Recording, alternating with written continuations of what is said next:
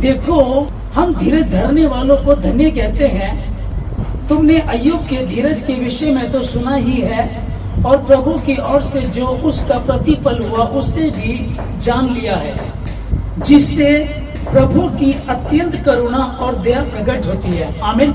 ये परमेश्वर के वचन के विषय में जहाँ पढ़ रहे हैं कि धीरज धरने के विषय में, कि जब इम्तिहान होते हैं, परीक्षाएं आती हैं, कई बार हम कमजोर पड़ जाते हैं, कई बार दिक्कतें आती हैं कि यार ये तो मुश्किल पड़ गई, ये तो ज्यादा दिक्कत कर रहा हमको। यहाँ लिखा है, देखो हम धीरज धरने वालों को धन्य कहते हैं, और पवित्र शास्त्र बाइबल धीरज धरने वालों को धन्य कह रही है। अब कैसे आगे इसने किसका उदाहरण दिया कि तुमने अय्यूब के विषय में, अय्यूब के धीरज के तो देखा ही है, उसके विषय में सुनाई है, कैसे उसके ऊपर मुसीबत पड़ी। आप लोग सब इस कहानी को जानते हैं, कैसे शैतान ने परमेश्वर को उकसाया, और फिर उसका जब इम्तिहान हुआ अय्यूब का, तो लिखा है कि पहले उसकी प्रॉपर्टी खत्म हो गई, उसके जो बैल थे, गधे थे, बछड़े थे, वो सब मर गए, ऊपर से आग गिरी, सब खत्म हो गया, बच्चे खत्म हो गए। 10 बच्चे थे उसके, 7 बेटे, 3 बेटियां, वो भी खत्म हो गए। उससे भी जब बात नहीं बनी तो उसके शरीर में इतने फोड़े पड़ गए कि अब वो एक टिकरा लेकर के अपने आप को खुजाने लगा। इसके विषय में जो इम्तिहान है, जो धीरजवंत के विषय में बाइबल बता रही है कि तुमने उसके धीरज को तो देखा। ये देखो, धीरज धरने वालों को हम धन्य कहते हैं। और जब दूसरा नाम यहाँ आता है कि अय्यूब की बात चल रही, कि अय्यूब के विषय में तुमने सुना ही है कि उसके धीरज में कैसे वो धीरजवंत बना रहा। जब इम्तिहान आया तो उसने धीरज धरा, और उसके बाद कैसे परमेश्वर उसको आशीष दी। आप अगर अय्यूब की पुस्तक 1 और 2 में हम लोग पढ़ते हैं तो देखा है कि उसके 7000 भेड़े थी, 7000 भेड़े और बकरियां थी, 3000 ऊंट थे, 500 जोड़ी बैल थे, 500 गधियां थी। और जब हम आगे चल करके देखते, ये एक अध्याय की बात है कि उसके पास इतनी दौलत थी उसके पास, और जब ये सब खत्म हो जाता है और जब वो इम्तिहान से निकल करके आता है, उसके बाद हम देखते कि 7000 जब थे तो बाद में 14000 हो गए, 3000 से 6000 हो गए, 500 से 1000 हो गए। परमेश्वर उसको 2 गुना दिया। अब बच्चे जो उसके 10 थे तब भी 10 ही रहे, क्योंकि जब इसके बच्चे मरे तो इतना विश्वासी था, इसको ये बात इसके मन में कि जो बच्चे मरे वो पुनरुत्थान के दिन जीवित हो जाएंगे और हम वहां मिलेंगे। मतलब कि बच्चे भी डबल हो सकते, परमेश्वर डबल दे सकता था। अब पत्नी एक ही है, क्योंकि वो एक पवित्रता है, ईमानदारी है। अगर पुराने नियम में कई बार हम देखते हैं कि लोग कहीं शादी करते थे तो ये परमेश्वर की ओर से नहीं था। तो इस तरीके से परमेश्वर को कैसे बढ़ाया, कैसे आशीष दी कि तुमने अय्यूब के धीरज के विषय में तो सुना ही है कि कैसे वो धीरजवंत रहा और कैसे परमेश्वर उसको बढ़ाया। कई बार हमको लगता है कि हम काम कर रहे हैं, जब से प्रभु में आए मुश्किलें चल रही हैं, दिक्कतें चल रही हैं, किसी काम में हाथ डालो पीछे जाते, किसी काम में हाथ डालो पीछे रहते जाते, यदि चल क्या रहा, ये हो क्या रहा, समझ में नहीं आ रहा। प्रभु में नहीं थे, सब कुछ एंजॉय करते थे, कुछ भी खाओ, कुछ भी पियो, कहीं भी खड़े हो, किसी की भी संगति करो, कोई रोक टोक नहीं थी। जैसे प्रभु में आते इतनी रोक टोक भी हो गई है और उस तरह की बरकतें भी नहीं है। तो जब तुम स्पेशल हो, अगर तुम स्पेशल हो तो स्पेशल के साथ फिर कुछ स्पेशल भी है। आप चौकीदार की नौकरी करते हैं, आपको कहीं भी नौकरी मिल जाएगी, कोई बहुत बड़ा एग्जाम नहीं होता, आपका बहुत बड़ा इंटरव्यू नहीं होगा चौकीदार का, आप जाओगे लग जाओगे, ठीक है ना। लेकिन अगर आप डीएम बनना चाहते हैं, एसडीएम बनना चाहते हैं, तो आपकी पढ़ाई भी ज्यादा होती है, आपका इम्तिहान भी बड़ा होता है, उसके बाद काम थोड़ा और सैलरी होता है ना कि 2 घंटे के लिए आते हैं, घंटे के लिए आते फिर चले जाते हैं, होता है ना। और चौकीदार आया और बैठा रहेगा, हिल नहीं सकता। ये जिस चीज को हम देख रहे हैं कि तुमने अय्यूब के धीरज के विषय में तो सुना ही होगा कि कैसे उसका इम्तिहान हुआ, कैसे वो इम्तिहान में खरा निकला, और जो वो खरा निकला तो परमेश्वर हमसे कहीं ज्यादा खरा है। हम कहें ना कि मैं ज्यादा ईमानदार हूं, मैं समय से प्रार्थना करता हूं, समय से हम भवन में आ जाते हैं, कंटिन्यू उपवास रखते हैं, हम तो ईमानदार हो गए। आप जितने वेरी गुड, बहुत अच्छी बात है, लेकिन वो आपसे कहीं ज्यादा ईमानदार। आमीन। और रोमियो 5 अध्याय में हम लोग पढ़ रहे हैं, लिखा है कि केवल यही नहीं वरन हम कलेशों में भी घमंड करें, यह जानकर कि कलेश से धीरज और धीरज से खरा निकलना और खरे निकलने से आशा उत्पन्न होती है। आमीन। कलेशों में भी घमंड करें। आप समझिएगा कि बात क्या चल रही है कि कलेशों में घमंड करें। पापा कुछ बोल रही है, बाहर किसी ने बोल दिया, ऑफिस में आपके बॉस ने कुछ बोल दिया, आपके साथ कोई सहेली है, आपके फ्रेंड उसने कुछ बोल दिया। ये लिखा कि इतना ही नहीं पर हम कलेशों में भी, कलेश नहीं लिखा, कलेशों में लिखा है, कलेशों में भी घमंड करे। तो कलेशों में कौन घमंड करेगा भाई? पति कल भी झगड़ रहा था, बच्चे परसों भी ऐसे कर रहे थे, पड़ोसी के साथ ऐसा हो रहा था, और दिक्कत चल रही है। पर देखो, हम धीरज धरने वालों को धन्य कहते हैं। और तुमने अय्यूब के विषय में तो सुना ही होगा, उसके इम्तिहान जब उसका आया और कैसे इम्तिहान में खरा निकला, परमेश्वर को आशीष दी। और इतना ही नहीं कि पर हम क्लेशों में भी घमंड करें। कौन घमंड करेगा? कि तुमने अय्यूब के धीरज के विषय में तो पढ़ा है, सुना है तुमने। हाँ जी, हमने तो बहुत सुना है। उसके जैसे तो पूरे पवित्र शास्त्र बाइबल में एक भी व्यक्ति नहीं है। तुमने उसके विषय में सुना? हाँ जी, तो उसके विषय में सुना। अब जो हम लोग रोमियो में पढ़ रहे हैं, लिखा है केवल यही नहीं वरन हम कलेशों में भी घमंड करें, यह जान कर कि कलेश से धीरज और धीरज से खरा निकलना और खरे निकलने से आशा उत्पन्न होती है, और आशा से लज्जा नहीं होती, क्योंकि पवित्र आत्मा जो हमें दिया गया है उसके द्वारा परमेश्वर का प्रेम हमारे मन में डाला गया है। पवित्र आत्मा जो हमको दिया गया उसके द्वारा परमेश्वर का प्रेम हमको दिया गया। अब घमंड करने की बात आ रही, किसी को नॉर्मली बात करो कि भैया हमें कलेशों में भी घमंड करना है। यार कल भी बॉस मुझे बोल रहा था, परसों भी मेरा बॉस मुझे बोल रहा था, मैं जहाँ काम कर दिक्कत आती है, मेरे साथ के सारे पता नहीं क्यों मुझसे चिढ़ते रहते हैं। और अधिकतर मसीहियों के साथ ऐसा पाया जाता है शुरू में, क्योंकि इम्तिहान की बात आती है। बता लास्ट वीक मैं था ना कि ठोकरों का लगना तो अनिवार्य है, अनिवार्य मीन्स आएंगी और आना बहुत जरूरी है। अब ये आई जैसे कि अब कलेशों में भी हम घमंड करें, इतने टाइम से प्रभु में, इतने टाइम से प्रॉब्लम चल रही, इतने टाइम से दिक्कत आ रही है, घमंड करो उसमें भी। कब ये घमंड कर पाएंगे? जब तुमको पता होगा कि तुम कौन हो। जैसे आप पहले जानते इस कहानी को, कुतिया और हथनी के विषय में आप जानते हैं, हथनी भी प्रेग्नेंट होती है और कुतिया भी प्रेग्नेंट होती है। कुतिया 6 महीने में 6 बच्चे दे देती है और हथनी कुछ नहीं दे पाती है। तो कुतिया हथनी के पास जाकर के बोलती है, क्या तू वाकई प्रेग्नेंट है क्या? कहती हाँ मैं प्रेग्नेंट हूँ। कि देख तेरा तो कुछ भी नजर नहीं आ रहा, और देख मैंने 6 बच्चे को जन्म दे दिया। 6 महीने बाद फिर 6 बच्चे हो जाते हैं, 6 महीने बाद फिर 6 हो जाते हैं, 6 करके 4 बार उसके 6 बच्चे पैदा हो जाते हैं और हथनी का कुछ भी नहीं होता है। ठीक है ना? अब वो जानती अपनी क्वालिटी को, मैं हथनी हूँ, 2 साल तक प्रेग्नेंट रहती हूँ, और जब मेरा बच्चा पैदा होता है, जब जमीन पर आता है तो जमीन भी कहती है कुछ गिरा, जमीन भी कहती है कुछ गिरा। और मेरी आयु 70 वर्ष की है, और 70 वर्ष की आयु परमेश्वर ने मनुष्य की बनाई है, जिसको उसने अपनी समानता में बनाया है। और जिंदा हाथी 1 लाख का और मरा हुआ 1.25 लाख का। मैं जिंदा तो 1.25 लाख की हूँ और मरने के बाद 1.25 लाख की हो जाती हूँ। मेरी ये क्वालिटी है, इसलिए हम कलेशों में भी घमंड करते हैं, क्योंकि मैं जानती हूँ, हथनी कह रही मैं जानती हूँ मैं कौन हूँ। तू कुतिया है, तेरी औकात क्या है? तेरे बच्चे पैदा हुए थोड़े दिन में पता भी नहीं चलेगा कहाँ है, और मेरा बच्चा जब चलेगा लोग देखेंगे। हालेलुया। ठीक है ना? तू अब क्या है, कुतिया की जो क्वालिटी है वो अपनी बता रही है। अब हमको अपनी क्वालिटी का पता होना चाहिए कि मैं कौन हूँ। मैं हथनी हूँ, मैं हथनी हूँ, मेरी आशीष हथनी वाली है। 2 साल तक प्रेग्नेंट रहती है, लेकिन नजर कुछ भी नहीं आएगा। अब बात क्या चल रही है यहाँ, इसको हम पढ़ रहे हैं कि पर इतना ही नहीं, धीरज की जो धीरजवंत रहते, इतना ही नहीं, पर हम क्या लिखा है यहाँ, वरन हम कलेशों में भी घमंड करें। आमीन। कलेशों में भी घमंड करें। जब आपको कई बार लग रहा अभी तक मेरी प्रॉब्लम बनी हुई है, अभी तक कारोबार नहीं बन पा रहा है, लेकिन पता होना चाहिए कि मैं किसका हूं।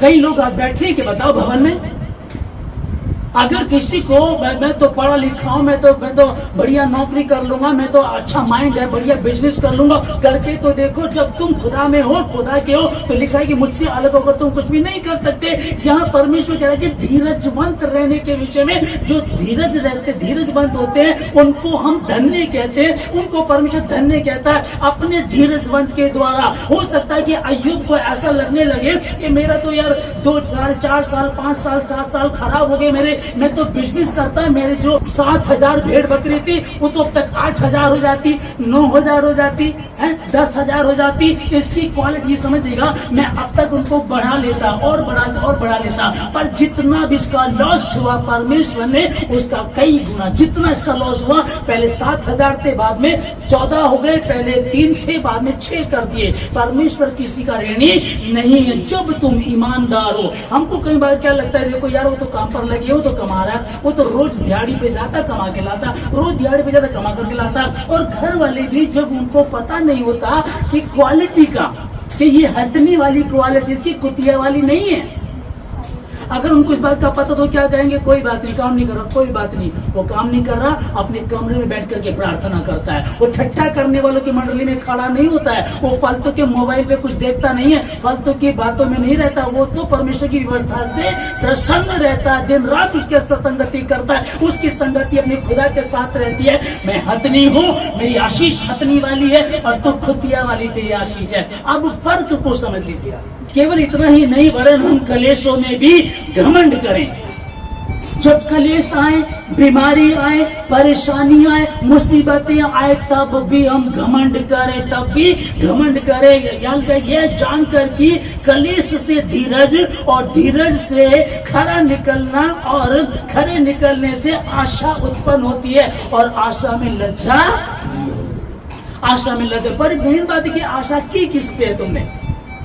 अब आप इतना समझ लीजिए कि आशा से लज्जा नहीं होती। आपने किसी आदमी पे, पड़ोसी पे भरोसा कर लिया, ब्याज पे पैसे देता है, मेरा दोस्त है या अमीर है, मैं आशा रखता हूँ ये कभी ना कभी मेरे काम आएगा, मुझको दे देगा। कभी भी कई बार आप लज्जित होते हैं, कई बार होता है ना, जब दुख पड़ते हैं तो सब आपको छोड़ करके चले जाते हैं। कल भी भाई से बात करो, कह रहे कि जब मैं प्रभु में नहीं था, मेरे इर्द गिर्द लड़के रहते थे, जितने भी मेरे साथ थे वो आगे पीछे रहते थे, और जब मैं अब देखता हूँ कि मैं प्रभु में हूँ, अब मैं अकेला सा नजर आता हूँ। वर्तमान में हर प्रकार की ताड़ना आनंद की नहीं, पर शोक ही की बात दिखाई पड़ती है। जो चल रहा है इस समय, तो बच्चे अभी भी बिगड़ रहे हैं, कारोबार अभी भी ठीक नहीं चल रहा है, पति अभी भी कलेश करता है ना, बीमारी अभी भी बनी हुई है। जो कानूनी समस्या, वकील के पास जाते बार बार वो कहता है जी वो तारीख, अगली वाली तारीख मिल गई है, आज वकील नहीं आया, आज जज नहीं बैठा, आज बारिश हो गई, आज कोर्ट बंद है, बहुत सारी दिक्कतें आती ना। तो वर्तमान में लिखा कि वर्तमान में हर प्रकार की ताड़ना आनंद की नहीं, पर शोक ही की बात दिखाई पड़ती है। तो भी जो उसको सहते सहते पक्के हो जाते हैं, बाद में उन्हें चैन के साथ धर्म का प्रतिफल मिलता है। बाद में उनको चैन के साथ प्रतिफल, धर्म का प्रतिफल। अब बाद में एक बात समझिएगा, कई बार आती है कि यार हम जवान हैं तो हमारे पास बढ़िया बाइक होनी चाहिए। भाई उस टाइम आप अभी जवान हैं भाई, 20-22 साल के बाद बाइक चलाएं, मस्त घूमते हुए जाएं, है ना। लेकिन उस टाइम बाइक नहीं है, और 50 साल की उम्र में या 70 साल की उम्र में बाइक आए तो क्या करोगे फिर? तो कैसे क्या करोगे? मतलब ये सवाल आना चाहिए, बल्कि की बाद में इसको समझिएगा। बल्कि जब जो चीज अच्छी लगती है, जींस हम कब पहन सकते हैं? जवानी में पहन सकते हैं, लेकिन धीरज की बात आ गई, इतने साल तो धीरज करते करते हो गए, कब हम जींस पहनेंगे? बूढ़े हो गए, है ना। जब दांत थे तो चने नहीं मिले, जब चने मिले तो दांत चले गए, है ना। लेकिन क्या हमारा परमेश्वर ऐसा है? मैं बताना चाहता हूँ आप लोगों को, कई बार जब इस तरह के वचन को मैं पढ़ता हूँ तो मैं ये सोचता हूँ कि धीरज रखना है, फिर तो आगे खत्म ही हो जाऊंगा। मैं खुद सोचने लगा कि जिस समय बाइक की आवश्यकता थी, जिस समय इन चीजों की आवश्यकता थी, तब तो मिली नहीं है। अब तो यार मुझे 20-22 साल तो प्रभु में हो गए, अभी तक भी मुझको नहीं मिला, तो क्या परमेश्वर मुझको खत्म कर देगा? लिखा है कि जो यहोवा की बाट जोते वो नया बल प्राप्त करते जाते हैं। लिखा है कि वो 40 साल की उम्र हो गई और खत्म, एक्सपायर डेट है उसकी, लेकिन उसने कहाँ भरोसा रखा? कहाँ रखा होते परमेश्वर पे? उकाब पक्षी ने कहता है कि अपने सब कुछ तोड़ फोड़ करके एक जगह बैठ जाता है और 5 महीने तक बैठा रहता है, फिर नया शुरू होता, फिर से उड़ता है। जब वो पक्षी को ऐसा बना रहा है तो तुमको वो कैसा बनाएगा? बनाएगा नहीं, उसने बनाया है। हर चीज को उसने शब्दों में कह करके बड़े बड़े, मैं बता तो कई बार आपको पता है चीजों का कि ये जो तारागण है, लिखा है कि इतने पृथ्वी से बड़े बड़े हैं। पृथ्वी ऐसी है जिसको हमने पूरा घूमा नहीं है, ऐसी ऐसी पृथ्वी सूर्य के भीतर अगर उसको खोखला कर दे 3 लाख पृथ्वी सूर्य के अंदर समा जाएगी। इतना बड़ा ग्रह उसने कहा कि सूर्य हो जा, और सूर्य हो गया। और मुझको और आपको जब बनाया तो कैसा स्पेशल बनाया, इसीलिए वो आप पर मुझ पर मेहनत करता है, इसीलिए इम्तिहान की आवश्यकता है, इसीलिए पढ़ाई की आवश्यकता है, इसीलिए वो चेक करता है। आप भी एक बच्चे को आप हेड बनाना चाहते हैं तो क्या कंपटीशन नहीं कराएंगे? क्या परखेंगे? नहीं, बिना परखे के कर देंगे क्या? वो परखता है, देख रहा है, ढूंढ रहा है, वो देना चाहता है। अब क्या करें? लिखा यहाँ कि वर्तमान में हर प्रकार की ताड़ना आनंद की नहीं पर शोक ही की, शोक ही, दुख ही की बात नजर आती है। अभी तक भी प्रेग्नेंट नहीं हुए, अभी तक भी प्रेग्नेंट नहीं हुए, अभी तक भी शादी नहीं हुई, अभी तक भी लड़का नहीं मिल रहा है, अभी तक भी कारोबार नहीं है, उम्र ढलती जा रही है, बाल सफेद होते जा रहे हैं, कैसे करेंगे? है? समझ में रहा कैसे करेंगे? भरोसा किस पे किया है? अपने आप को बताओ, अपनी गरिमा को पहचानो कि मैं हूँ कौन, और अपनी गवाही को लोगों के बीच में डालो। मैं बता रहा था आपको, हमारे पास में था एक जगह, हमारे पास में कोई काम कर रहा था, राजमिस्त्री है, तो वो बोल रहा उनको, कहता कि जी मैं तो मसीह हूँ, इतना बड़ा क्रॉस डाला, कहता मसीह, चलो ठीक है होंगे, ठीक है जी। उन्होंने बोला भी आप क्यों आए प्रभु में? कहता जी मैंने दारू छोड़ दी। प्रभु का धन्यवाद, तो बहुत अच्छी बात है। 2 दिन बाद पी के आ गया वहां। मैं क्या करूं आप लोगों को कि गवाही क्या है तुम्हारी? तुम बार बार बात करते हो, तुम बता रहे हो मैं हतनी हूँ, कुत्ते से भी ज्यादा बदतर जिंदगी है तुम्हारी। मनुष्य मनुष्य में फर्क है ना, मनुष्य मनुष्य में फर्क है, बिल्कुल फर्क है। प्रभु कह रहा है मैंने अपनी समानता में बनाया, लेकिन अगर तुम प्रभु की अधीनता में हो, प्रभु के अनुसार चलते, तुम परमेश्वर की समानता में हो। लेकिन अगर नहीं हो तो फिर तुम पशु मात्र हो।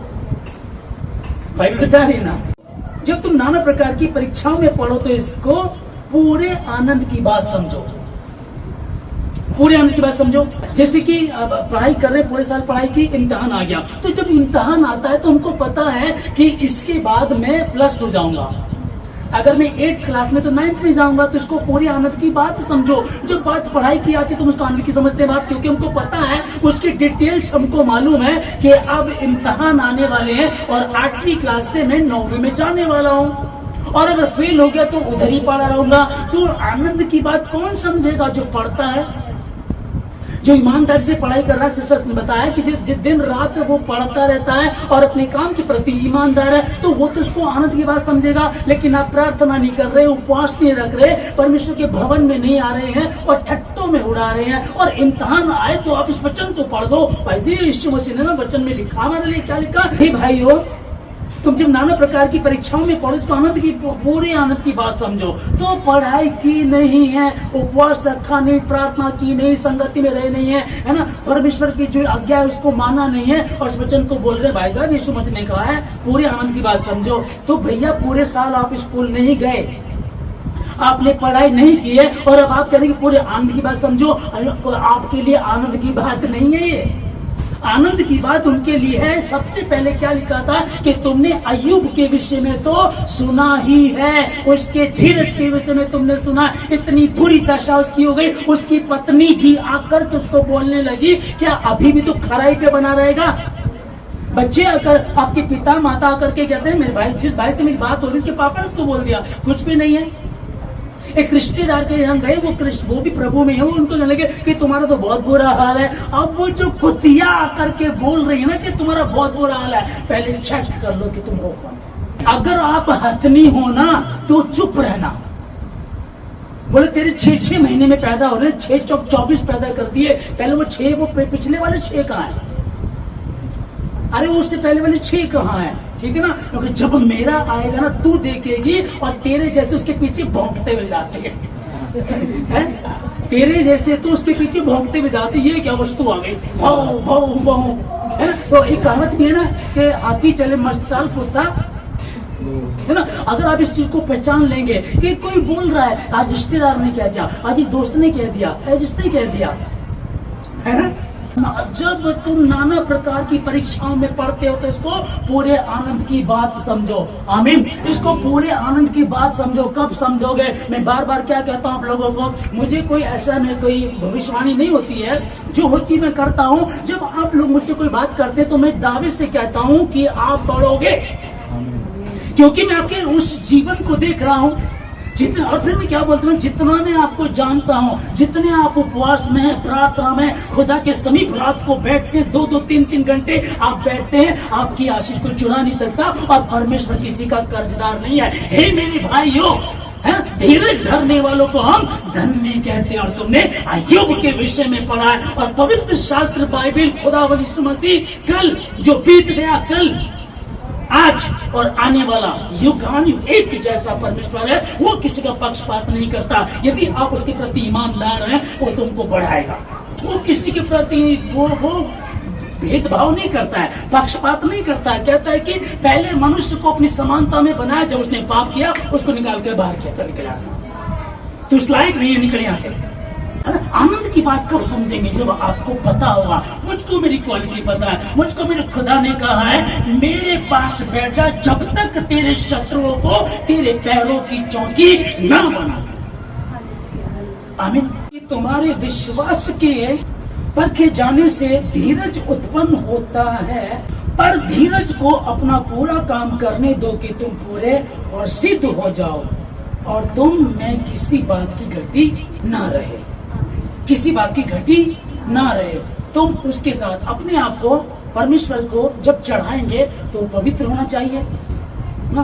तो हम क्या कर रहे हैं, एक सोने की ईंट है, बिस्किट होते हैं, ईंट होते हैं, या पूरा एक तरह का होता है, लेकिन उसको आभूषण बनाने के लिए क्या करना पड़ेगा? आग में जाएगा। लोहार एक हथौड़ा मार करके चपटा कर देता है, सुनार टुक टुक टुक टुक टुक करता है। तो मेरा पिता कई ज्यादा वो सुनार है, टुक टुक टुक टुक टुक। तो क्या करता है वो टुक टुक टुक, क्या करता है कि अब तुमको चुना परमेश्वर ने, परमेश्वर तुमको चुना, तुम सोना हो, सोने के बिस्कुट तुम हो, लेकिन कोई तुमको अपने गले में पहने या रिंग बनाए तो उसके लिए आग में जाना पड़ेगा। पर पूरे और सिद्ध हो आभूषण यदि बनना है तो आग की भट्टी में जाना पड़ेगा। और जब आभूषण बन जाएगा तब जो पहन करके जाओगे या जाएंगी, और वो घूमती है मार्केट में, वो जाती है शादी में, लोग देखते हैं, वाओ कितना खूबसूरत डिजाइन है ना, होता है ना ऐसा, ठीक है। लेकिन आप बिस्किट वाले हैं, आप बिस्किट लेकर देखो जी मेरे पे 4 बिस्किट है, होता है ऐसा। आभूषण भी बनना जरूरी है, बिस्किट लेकर नहीं जा सकते आप।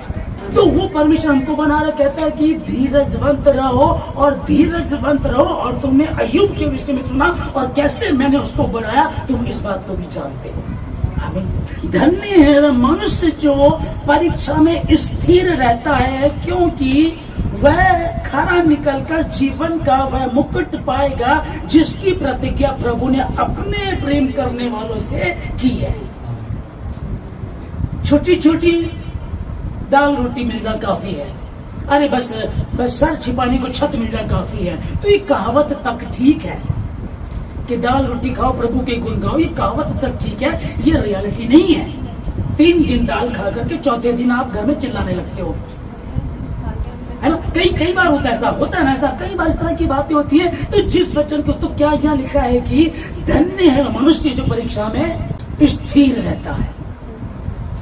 आमीन। जब परीक्षा हुई अय्यूब की, सोचो एक आकर के बोलता तेरे सारे बैल मर गए, सारे गधे मर गए, सारे तेरे ऊंट खत्म हो गए, तेरे बच्चे खाना खा रहे थे, ऊपर से छत गिरी और वो खत्म हो गए। ऐसे जैसे जैसे हुआ है एक मुसीबत, 2, 3, 4, 5 इस तरह की, क्या स्थिर रह सकता है? स्थिर रह सकता है क्या? नहीं रह सकता। लेकिन रह सकता है अगर वो ये जानता हो कि मैं उकाब पक्षी की तरह, मैं हथनी से भी ऊपर हूँ, उकाब पक्षी से भी ज्यादा हूँ। मैं जिस विषय में प्रभु कह रहा है कि मैंने तेरे को अपनी समानता में बनाया है, और यदि मैं उसकी समानता में हूँ, उसकी समानता में हूँ, तो उसी की जैसी पावर मेरे अंदर भी है। जो काम मैं करता हूँ, जो विश्वास करते हैं, इससे बड़े बड़े काम करेंगे। दुष्ट आत्मा को मैं निकालता हूँ, वो निकालेंगे। बीमारों पर हाथ रखेंगे, वो चंगे हो जाएंगे। जाओ जाकर के मरे हुए को जिंदा करो, लिखा है, अथॉरिटी दी उसने, और किया, और हो रहा है, होता है। आमीन। पर उसने मुझसे कहा, मेरा अनुग्रह तेरे लिए बहुत है, क्योंकि मेरी सामर्थ्य निर्बलता में सिद्ध होती, इसलिए मैं बड़े आनंद से अपनी निर्बलताओं पर घमंड करूंगा कि मसीह की सामर्थ्य मुझ पर छाया करती है। समझ, इस चीज को समझ आ रहे ना?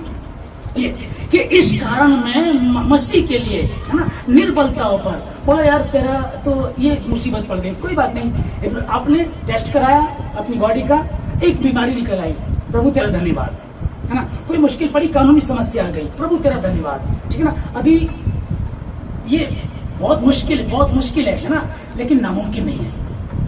ये बहुत मुश्किल है पर नामुमकिन नहीं है। अगर आप प्रभु के साथ हैं और आप संगति प्रभु से करते हैं, आपने कहा कि मेरा जीना भी मसीह, मेरा मरना भी मसीह, मेरा खुदा, मैं खुदा का, वो आशीष दे चाहे ना दे, वही मेरा है, और ऐसा हो नहीं सकता वो आशीष ना दे। अब ये यहाँ बोल रहा है क्या, तब पौलुस यहाँ लिख रहा है कि इस कारण, 10 में लिखा है, इस कारण मैं मसीह के लिए निर्बलताओं में और निंदाओं में और दरिद्रता में और उपद्रव में और संकटों में प्रसन्न हूं, क्योंकि जब मैं निर्बल होता हूं तभी बलवंत होता हूं। इस कारण धीरज धरने वालों को हम धन्य कहते हैं। शुरू में आप प्रभु में आए, आपका कारोबार चल गया, यीशु मसीह तो बहुत बढ़िया है।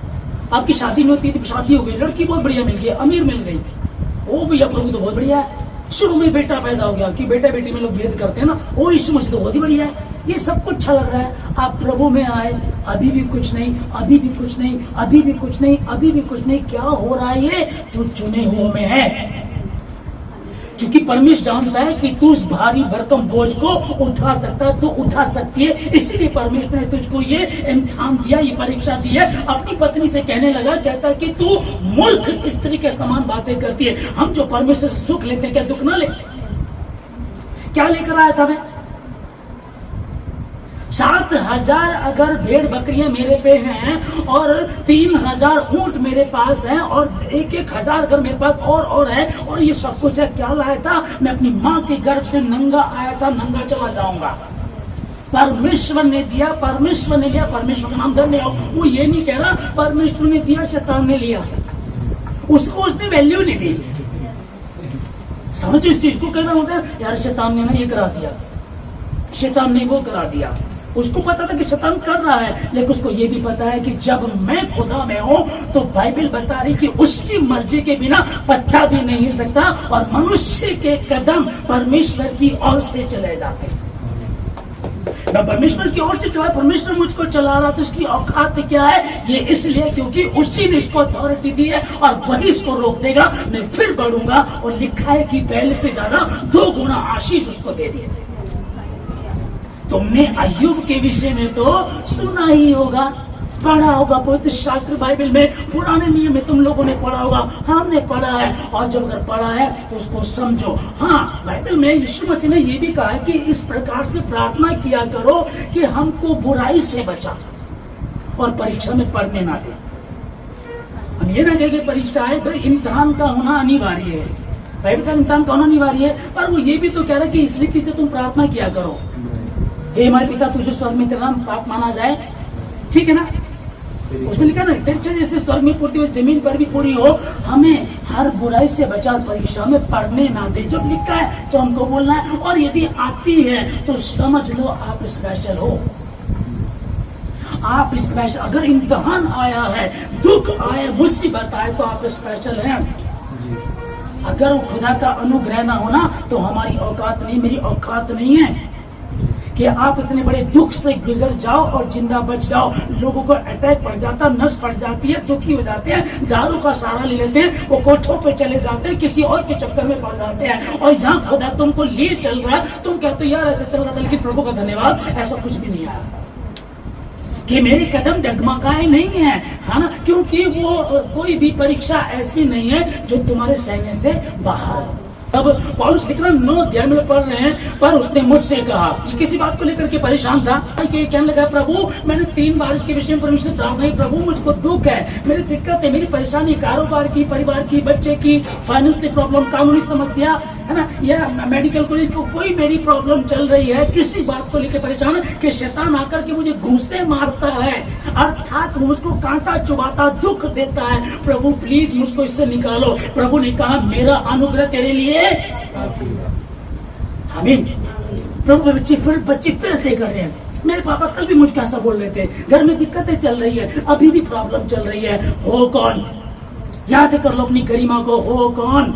मैं स्पेशल हूँ, मैं बुलाया हुआ नहीं हूँ, मैं बुलाई हुई, मैं चुनी हुई हूँ, मैं चुनी हुई हूँ, और मैं चुनी हुई हूँ तो उसकी योजना हानि की नहीं परंतु लाभ ही की है। वो जो कल्पना उसने मेरे विषय की है वो लाभ की है, हानि की नहीं है। बस धीरज धरने वालों को, ऐसा नहीं कि बोला अंडा आया और ऑमलेट बना दी बस फट भाई मजा आ गया भाई ना, बोले वाला आ ही नहीं रहा यार वो चीजें मिली नहीं रही यार, ये बरकतें मिल रही है यार।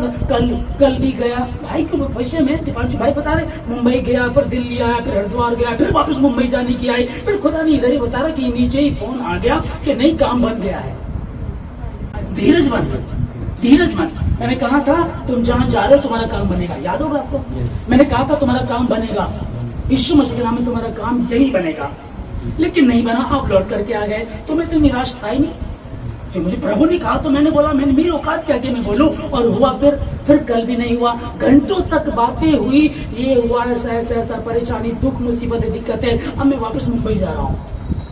ओके, परमेश्वर की योजना है, मैं क्या बोलूंगा, ठीक है। फिर यहाँ आने से पहले उसने साबित कर दिया, मैं यहोवा हूँ और यही मेरा नाम है, जब मैं काम करना चाहूँ तो कौन मुझे, किसकी औकात है जो उसको रोक सके, है ना। पर क्या तुम उसके प्रति ईमानदार हो? हम धीरज धरने वालों को, देखो मसीह में हम धीरज धरने वालों को धन्य कहते हैं। और तुमने तो युग के विषय में सुना ही है, पढ़ा है, या तो हमको पता है कि यार यहाँ तो इसके पास कमेटी डालेगा ना, ये तो यार कई बार लॉस में चले जाते हैं, अरे वो भी पैसे लेकर भाग गए, वो वाला बैंक भी लेकर भाग गया, भाई घर में इकट्ठा कर लो। नॉर्मली वैसे मैं एक उदाहरण दे रहा हूँ ना, तो लेकिन आपको पता मैंने किस पर विश्वास किया? वो जीवित चट्टान है, वो जीवित चट्टान है और उसके समान कोई ठहर नहीं सकता, उसके जैसा कोई नहीं, उसके सामने कोई खड़ा नहीं रह सकता। और वही प्रभु कह रहे कि तुम्हारे सर के बाल तक भी गिने हुए हैं। क्या 1 पैसे में 2 गौरैया नहीं बिकती हैं?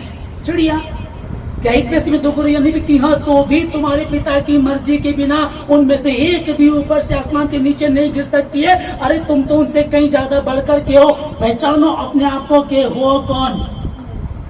जब मैंने इसकी हथनी का हिस्ट्री को मैंने पढ़ा, मैं हैरान रह गया कि 70 साल की उम्र की, 70 साल की हमारी है।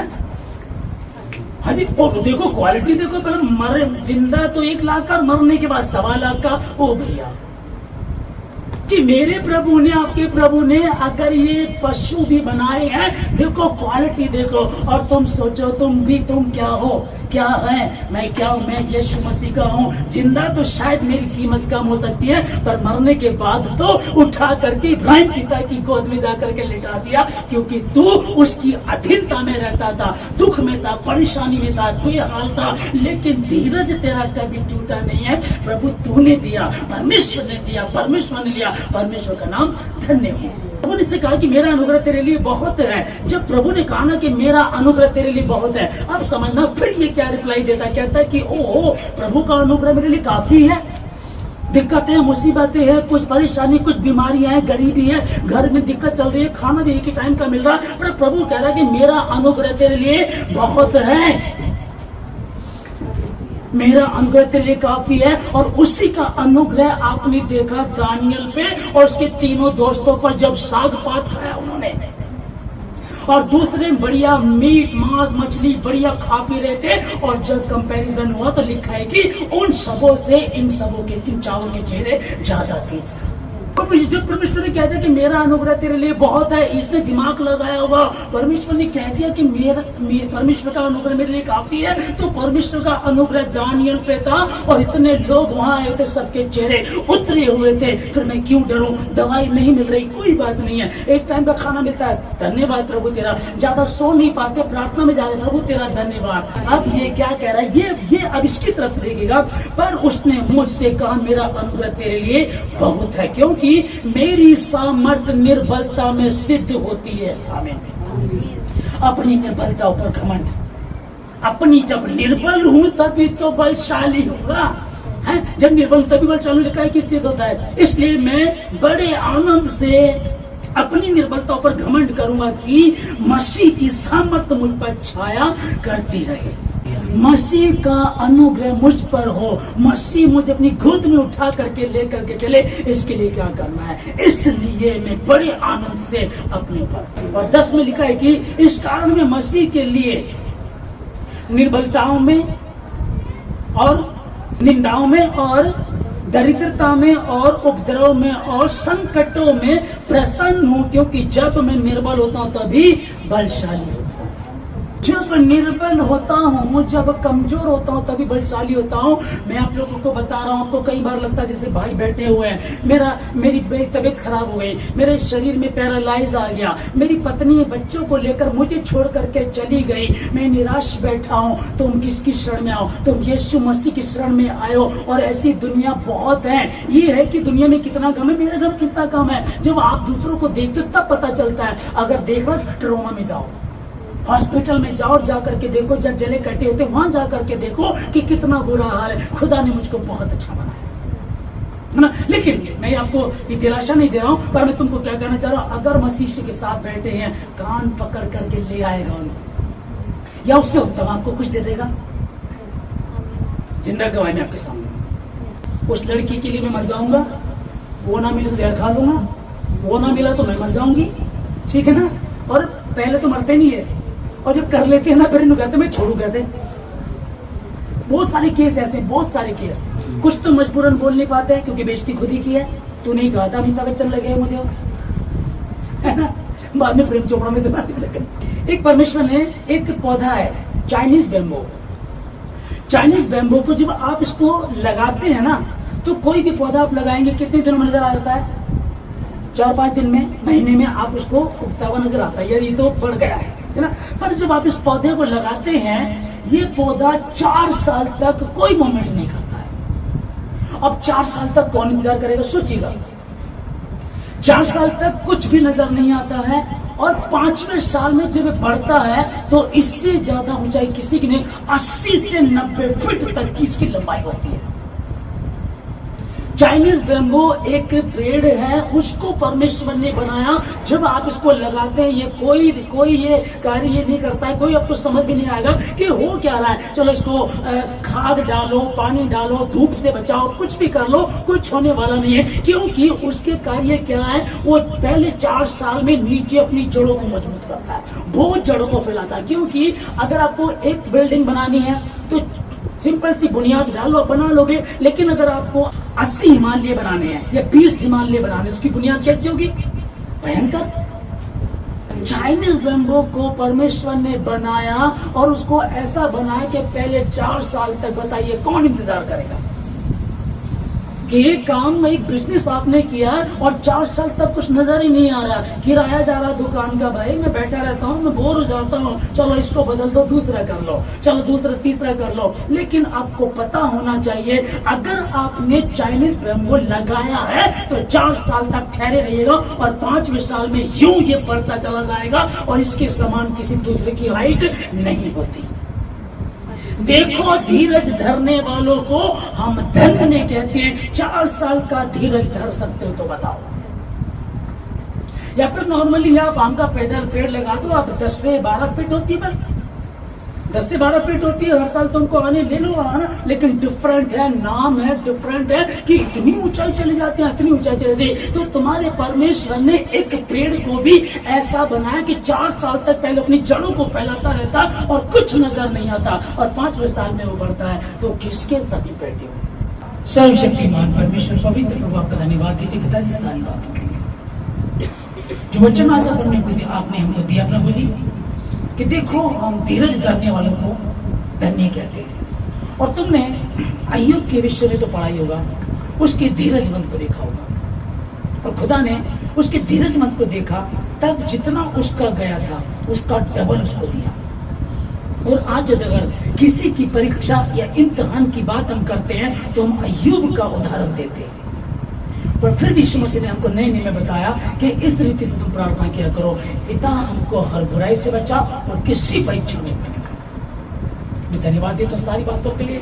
खुदा बाप आसमानी प्रार्थना करता हूँ प्रभु जी में, जितने भवन में है इन सबों को मैं आशीष देता हूँ, जितने हमारे भवन के आसपास उधर को आशीष देता हूँ, जितने ऑनलाइन है प्रभु जी, जितने मोबाइल पर सुन रहे उनको आशीष देता हूँ, जितने प्रभु जी ऑनलाइन व्यूअर्स उनको आशीष देता हूँ। आपके नाम की महिमा, आपके वचन को आता मिले। कोई भी कमजोरी इनके जीवन में है, जो आज का वचन प्रभु जी इन्होंने सुना है प्रभु जी, उसके अनुसार चले। जब हम एक पौधा परमेश्वर ने बनाया जिसका नाम चाइनीज बैम्बू है, वो पहले 4 सालों तक कोई मूवमेंट नहीं करता, लेकिन 5वें साल में वो इतना बढ़ता है कि जंगल में जितने भी वृक्ष हैं उन सबों से ऊंचाई पे जाता, 80 से 90 फीट तक जाता है। तो पहले 4 सालों में कुछ नहीं हो रहा, समझ में नहीं आ रहा, चिंता मत करो, धीरजवंत रहो, ध्यान रखो कि तुम चाइनीज बैम्बू हो। हथनी जानती है कि मैं 2 वर्ष तक प्रेग्नेंट रहती हूँ, 2 साल में मेरी डिलीवरी होती है, और मैं 70 वर्ष तक जीती हूँ, और मरा हुआ हाथी लाख का और जिंदा हाथी लाख का, मरा हुआ 1.25 लाख। एक हाथी, वो काब पक्षी 40 साल में खत्म हो जाता है, लेकिन वो अपने पंख तोड़ता है, चोंच तोड़ देता है, अपने नेल्स तोड़ देता है, और एक चट्टान पर शांत बैठ जाता है, धीरजवंत रहता है और इंतजार करता है नए पंख, नई चोंच, नए नाखून आने का, और आते हैं, फिर 30 साल जीता है। ये पक्षी, ये पशु, ये पौधे, इनको परमेश्वर ने कैसे अद्भुत रीति से बनाया। सोचो, मैं और आप, हम उसकी समानता में बनाए हुए हैं। मैं आपको आशीष देता हूँ, इस मसीह के नाम में आपको आशीष देता हूँ कि परमेश्वर के वचन को पढ़ो, सुनो, समझो, कबूल करो और उसके अनुसार चलने वाले बनो। फिर देखो तुम्हारा खुदा, तुम्हारा उद्धार करता ईश्वर तुमको कहाँ कर जाता है। धन्यवाद देता हूँ सारी बातों के लिए, इन सबों को आशीष देता हूँ। आपके आज के वचन जो आपने दिया प्रभु जी, वो प्रभु जी इनने जब सुना है या आपके बाद जब भी सुनेंगे प्रभु जी, जब जब सुनेंगे आशीष को पाएंगे, इनके बंधन टूटेंगे, निराशा जाएगी, कमजोर बन जाएगा। कुतियां बार बार आकर के कहती हथनी को, क्या तू प्रेग्नेंट है? क्या वाकई तू प्रेग्नेंट है? लोग आकर के बोलते तुम क्रिश्चियन हो, तुम कारोबार कर रहे हो, तुम्हारा हाल बुरा है, तुम बीमार पड़े हो, तुम्हारी कानूनी समस्या बढ़ती जा रही है, तुम्हारा कारोबार खत्म होता जा रहा, तुम्हारी नौकरी खत्म हो गई, तुम्हारा क्या हाल हो रहा है। पर जान लेना, अगर तुम परमेश्वर में ईमानदार हो और अब धीरज धरे हुए हो, तो आगे चल करके 5000 के 10 होने जा रहे हैं, 7000 के 14000 होने जा रहे हैं। कहा कि अय्यूब का जितना गया था परमेश्वर ने उसको 2 गुना दे दिया। यीशु मसीह कल जो बीत गया, आज जो है और आने वाला, यीशु मसीह कल, आज और युगान्य एक जैसा है, और वो किसी का पक्षपात नहीं करता। जब गलती की आदम ने उसको वाटिका से बाहर निकाला, लेकिन फिर भी मनुष्य को बचाने के लिए मनुष्य बन करके आया और क्रूस पर मेरे और आपके गुनाहों को लेकर के मर गया। और तीसरे दिन मुर्दों में से जी उठा, कहता है कि जो विश्वास करेगा वो नाश नहीं होगा परंतु अनंत जीवन पाएगा। यही 200 रुपए की पवित्र शास्त्र बाइबल, जीवन को बदल देने वाली पुस्तक। अब से ये और चीजें पढ़े, इनको आशीष देगा। धन्यवाद देते हैं प्रभु जी सारी बात। जितने लोग यहाँ बैठे हैं इनको आशीष देता हूँ। इस भेड़शाला की और भी भेड़े हैं जो भटक गई हैं, जो कमजोर पड़ गई हैं, वो यीशु मसीह के नाम में लौट करके आए। मैं आशीष देता हूँ। धन्यवाद देते सारी बातों के लिए। सारी आदर भी आपको देके धन्यवाद के साथ प्रार्थना यीशु मसीह के नाम से मांगते हैं।